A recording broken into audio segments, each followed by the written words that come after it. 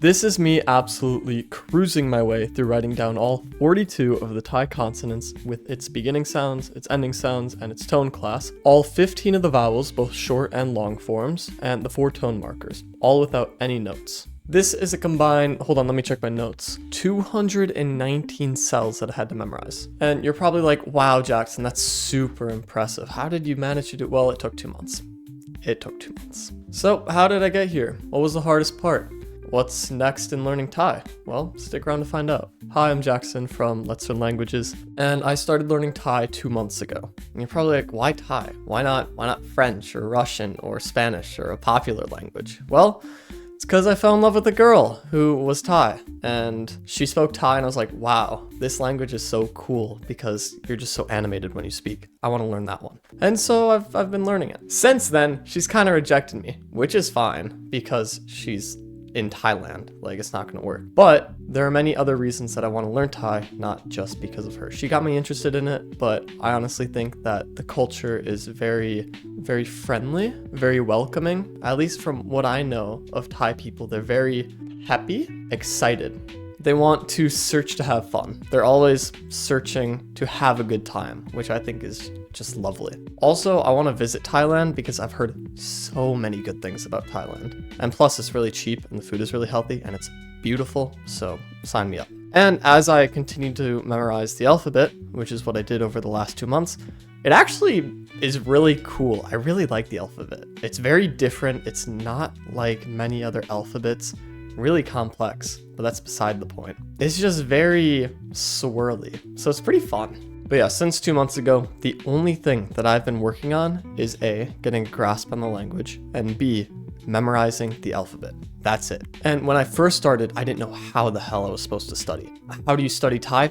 No idea. But I found a resource, and the resource is made by the Peace Corps as an introduction to the Thai language for Peace Corps volunteers who want to travel to Thailand. So I looked at that, and that was immensely helpful. It listed all of the vowels, all of the consonants, and the tone markers with their English approximations, plus you could download audio from the website.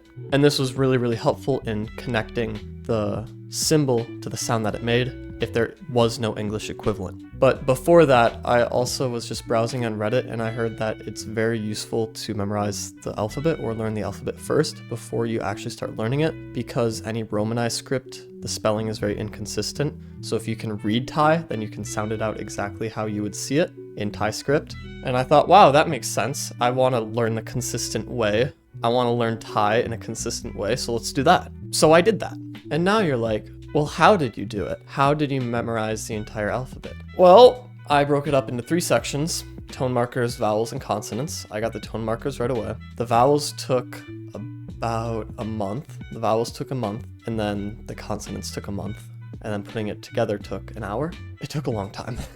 For the vowels, I used Anki flashcards and just did those whenever I was bored or whenever I had a little bit of time, and those little sessions kind of added up. For the consonants, I broke it down into 5 or 6 or 7 consonants at a time to kind of help me to kind of build a pattern, so to say. And then once I was able to do all of them in one sitting, so that's write down the symbol, the beginning sound, the end sound, and the tone class of all 5 without any help, then I'd set that one down and move on to the next set of 5. And if I could do all of those in one sitting, then I would combine them until eventually I got to 2 chunks, and then I just did it all in one go, which takes a long time. It takes around 15 minutes to do everything in one go. Yeah.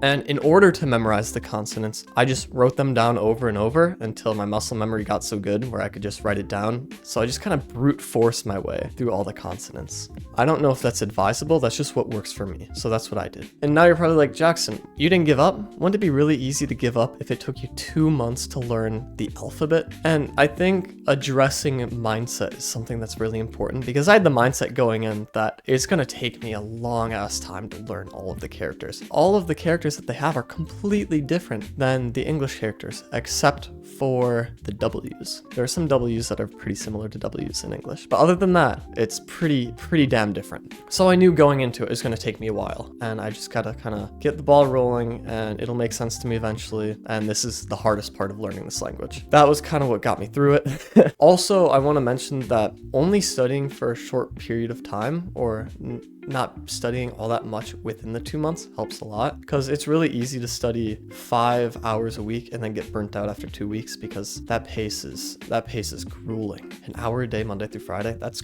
a grueling pace. So I did 1 hour each week for 8 weeks, and that made it so much easier. I could split it up into 2 days, 30 minutes each, no big deal. And that made it seem like a lot less work than I was actually doing. The hardest part of memorizing the alphabet was the consonants, because you have 42 different consonants, each with a different beginning and end sound, and each having one of 3 options for a tone class that it belongs in. So there's a lot of information to memorize in the consonants alone. Further, there are so many consonants that look very similar but are not the same thing. For example, the N sound in Thai and the M sound in Thai look very similar, but they produce different sounds. Same with 2 of the W's. There are a set of 4 different W's, with 2 of them making the P sound and 2 of them making the F sound, and 2 of them belong to the high tone class and 2 of them belong to the low tone class. So each different W is different. You can't group them all into one and say, oh, this looks like a W, this makes this sound in the beginning, this sound in the end, and is this tone class? No, they're all different. And there is a pattern that you can do, or there is a pattern that you can see, and I'll explain that in the next segment, which is advice to give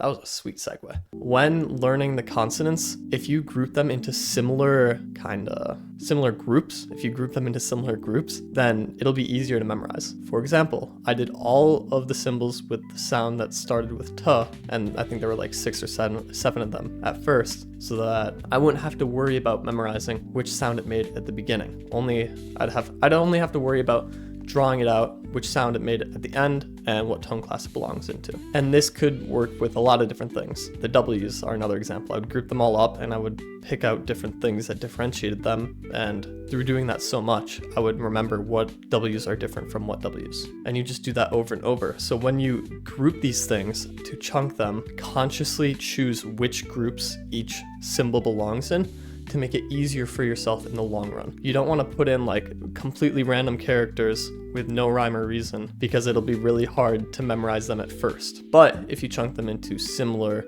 structure, it'll be easier for you to memorize them at first and easier for you overall. Second piece of advice. This is the hardest part. The consonants are the hardest part. It took me a month. This will be the most difficult part of learning the alphabet. It takes a long time. Don't get frustrated. It's a lot of work and it's very hard. And now you're probably wondering, Jackson, what are you going to do here now that you have the alphabet memorized?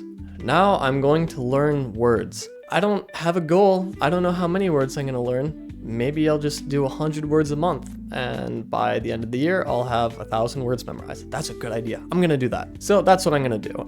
I just decided just now. That was not in the script. That's what I'm going to do. That's kind of a hard goal. 100 words a month, that's a lot. Maybe not that much.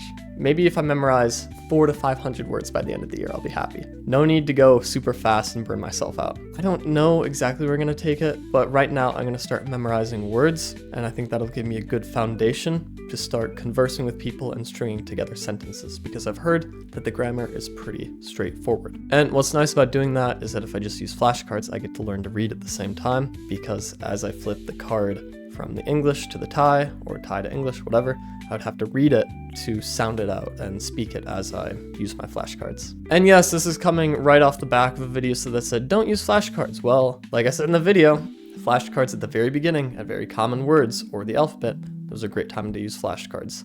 When you're advanced in the language, the need for flashcards doesn't really exist. And that is it for this video. I hope you guys enjoyed. Comment how long you've been learning your language and how far along you've come. Good luck learning your language, and have a great day.